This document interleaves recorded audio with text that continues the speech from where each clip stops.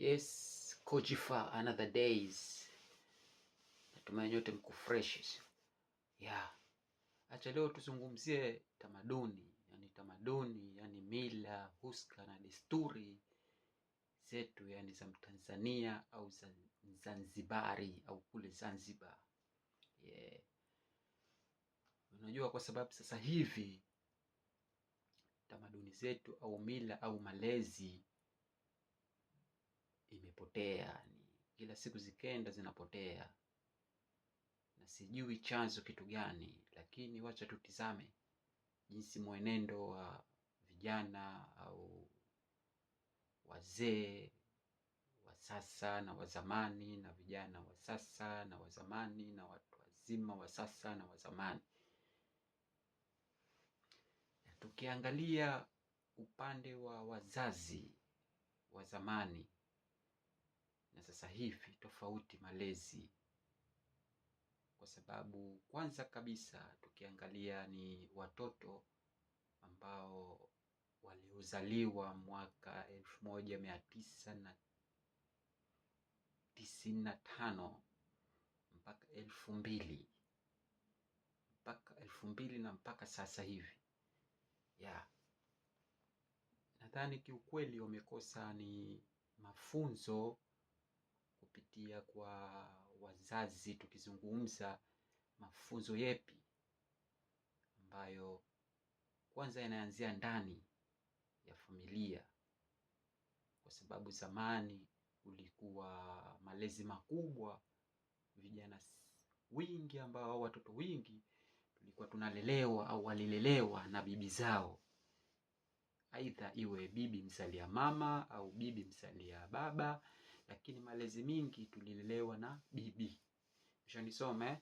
Kwa hiyo bibi yeye anajua vipi akulee, desturi ya kukulea wewe ili uweze kuishi vyema katika maisha yako ya baadaye pamoja na maisha yako ya nje. Kwanza kabisa tulikuwa, ukishakuwa mdogo lazima uhakika unapelekwa chuoni, kwa sababu nasari ilikuwa bado. Unapelekwa chuoni, na ikiwa kama hujaenda chuoni basi utachezea bakora. Nisome. Jalishi ni mdogo, utapelekwa mikwaju vile vile. Alafu na vile vile kuna na utaratibu. Utaratibu huo ulikuwa ni wakati wa kula.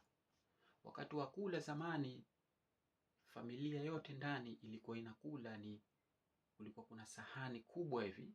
Nadhani watu wa zamani au vijana ambao waliozaliwa miaka 80 au 90 kidogo, nafikiri wamepata kidogo. Kwa hiyo kulikuwa kuna sahani au sinia ya bati. Nisome.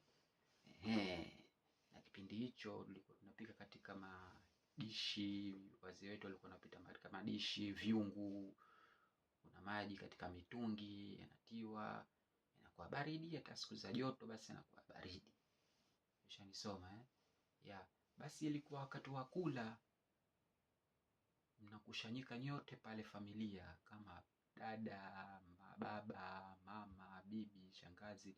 Wanawake wanapelekwa sehemu yao, sinia yao au sahani yao ya chakula, wanakula mduara, yani kama vile shughulini. Ushafahamu, kama watu 4, sahani mtu 4 au mtu 3, yani wanawake kwao, wanaume kwao. Hata kama kuna watoto wadogo wenye umri wa miaka labda kuanzia 3 na kwenda mbele, basi kama wa kiume basi wanakula na baba yao, kaka zao, umeshafahamu, wajomba zao, babu zao, wanakula pamoja. Tulikuwa tunakula pamoja. Kwa hiyo pale na wanawake vile vile, hata kama kuna watoto vigori, watoto miaka labda 3, 4, 5, sio, basi tulikuwa wanakula pamoja na familia yao, mama zao, dada zao, shangazi zao, sahani moja. Ushaona? Sasa pale katika kula kulikuwa kuna mafunzo ambayo watoto pale mnapata. Kwa sababu gani? Pale itawekwa kitoweo juu ya kile chakula kama wali, mfano masalani wali au muhogo, kitekwa juu pale kitoweo kama samaki au mboga yoyote, ushafahamu. Kwa hiyo pale wewe huruhusiwi mtoto kula, ushanisoma, huruhusiwi mtoto kula chakula mpaka uambiwe haya, anza kula, ushanisoma. Na vile vile huruhusiwi kuchukua kitoweo samaki ukaanza kula samaki wewe mwanzo, mpaka aanze mtu mzima. Na vile vile hata akianza mtu mzima, basi ana kimega kidogo kile kitoweo, anakata kidogo, anakuwekea wewe usoni kwako, hichi hapa chako wewe, ushanisoma. Na vile vile sasa katika hicho kitoweo unaomba usikile mwanzo, yani unakula wali, unakula chakula, unakula muhogo, unakula kama ndizi, unakula. Baada ya mwisho kumaliza ule wali au muhogo au hata kama ugali, ndio mwisho ndo unakula kitoweo. Ushanisome. Na vile vile hakuna kula kwa matonge tena kwa pupa, unakula kidogo dogo. Na katika ukila vile vile kuna mkao wake wa kula, si ukae tu kivurugu tu kihuni, no. Kuna mkao wa kula, wa kukaa miguu kama hivi, unakunja unakula, yani kistaarabu, yani kiheshima. Alafu katika kula hakuna kuzungumza, ushanisoma. Na hata ukienda chafya vile vile kukohoa, usikoholee mbele ya sahani ya chakula au mbele ya watu, unageuka nyuma hivi unakohoa, ushasoma, unageuka nyuma unakohoa. Yani hiyo ndio ilikuwa desturi, ushanisoma. Na wakati wa kulala usiku lazima vile vile kuna time maalum. Ulikuwa unalala saa 2, watoto walikuwa washalala, tulikuwa tushalala saa 2. Ikifika magharibi jioni saa 12, basi watoto wote utawakuta hapo barazani kwao, bibi yao yupo pale anawasubiri. Na mara vile vile pana bakora hapo, mara imewekwa bakora hapo, ukichelewa makwaju, ushanisoma. Na vile vile wakati wa kukoga ilikuwa ni saa 10 ushakoga. Kama hujakoga vile vile mikwaju. So watoto wa siku hizi mitihani. Na vile vile tukiangalia na tamaduni hiyo ya zamani, mambo ya udokozi, wizi ulikuwa upo, lakini sio sana, yani sio sana. Sasa yani ukisikia mwizi basi na kwa kitu cha ajabu kweli. Na la mwizi hapigwi kuuliwa. Hii mambo ya kuuana hii, mtu akiiba ilianza 95 huko, ushafahamu. 95 kuna mbele kwa Zanzibar, sijui kwa Tanzania bara, ushanisoma. Kwa hiyo Zanzibar ilikuwa hata kama mwizi anaiba, basi atakamatwa, atapeleka kituoni, au anaweza kawazee wakamkamata wakampiga mikwaju kweli. Siku ya pili haibi tena.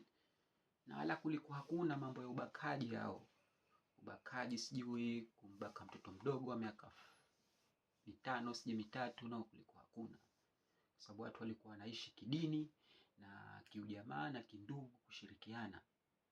Na vile vile mtoto hata kama ushakuwa kijana miaka 15 20, ukitumwa na nyumba ya jirani, kuna mzee wa nyumba ya jirani amekutuma, basi unakwenda unafanya shughuli yake amekutuma. Kama umeenda sokoni au kama umsaidie kuchanja kuni, unamsaidia fresh, kwa sababu vile vile ilikuwa ni tunaishi kama kijamaa, kindugu, yani kama familia, ushanisoma. Na hata kama chakula kwenu hakujapatikana riski cha chakula, basi watoto wanao uwezo wa kwenda kula kwa jirani, au hata ule jirani anaweza akaja akatizama hali ya ndani, akahodisha tu hapajapikwa, basi akakupa japo kibaba cha mchele, yani japo kilo moja mchele au robo, kwa sababu vyakula vilikopo vingi afu bei rahisi hizo. Ushanisoma. Watu tulikuwa tunakula mara 3. Ile mara 3 kutokana na nini? Kwa sababu gani? Chakula kinabaki katika sufuria au katika dishi. Kwa sababu gani? Ni tulikuwa tunakula kipamoja. Kwa sababu gani? Asubuhi unaweza ukala labda mkate kipande au ndizi au mhogo kwa chai, imetoka hiyo.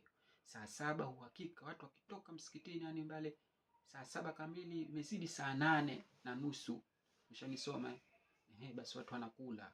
Nakula kwa kama nilivyokuambia, mnakula kwa pamoja. Kwa hiyo chakula kinavyotiwa katika sahani pamoja, Kwa hiyo mkijumuika pale, mnakula vyakula vizuri, mnashiba, na chengine chakula kinabaki katika dishi au sufuria. Mnakula usiku, hicho saa 1 usiku watu wanakula, ndio dina hiyo, afu watu wanalala. Shanisoma. Kwa hiyo malezi ya zamani ilikuwa hata mtoto vile vile, kama nilivyosema, unaweza ukatumwa na jirani, ukaenda, ufanyi tatizo lolote, ukafanya kosa, vile vile jirani anaweza kuadhibu, kupiga mikwaju au kugomba, kutolea maneno makali. Unaogopa sasa, unawaheshimu wazee wa mtaani wote, sio familia yako tu. Zamani nilikuwa naheshimu wazee wote, akikutuma akikugomba unamsikiliza. Hata kama kuta nje uko jenda skuli, anaweza kuchukua kupeleka skuli kwa makora, kuchezea bakora, afu ile hata akija afu anarudi kwenu, anamwambia mzee wake, bali nimkuta mwanao hivi hivi, nikamtia bakora, amepeleka skuli. Basi okay, sawa, na tatizo. Hiyo ndo malezi ya zamani. Ndio kaona ulikuwa hakuna uhuni wala vijana, kulikuwa hakuna mambo ya kuvuta mabangi. Hata bangi kama ilikuwepo, lakini sio sana kihivyo. Kwa sababu gani? Walikuwa watu wanaishi heshima. Hata na ulevi ulikuwepo, lakini sio kihivyo. Upata ulevi ilikuwa maeneo ya Kiboje huko, shamba huko, Chukwani huko, ushaona, Shakani huko, watu ndio wenda kulewa kwa Zanzibar. Shakani karibu na airport kule chini huko, kulikuwa kuna mwitu mtupu enzizo, kuna hata majumba hivyo. Kulikuwa vibanda banda tu kule. Kuna jamii ya makabila tofauti, kulikuwa kwa Wanyamwezi, wa Makonde. Shanisoma. Sasa kule ndo kulikuwa Kiboje huko, kuna huko ulozo ulevi. Huko ulevi wa kienyeji ulikuwa unapatikana huko. Bangi, na hata mtu akirudi anakuele humjui, anarudi zake usiku na makozi yake, kumbe ashalewa, huyo anaingia ndani analala, hamna fujo. Ushanisoma. Yani ilikuwa hivyo Zanzibar. Mjini maeneo ya ng'ambo kulikuwa hakuna mambo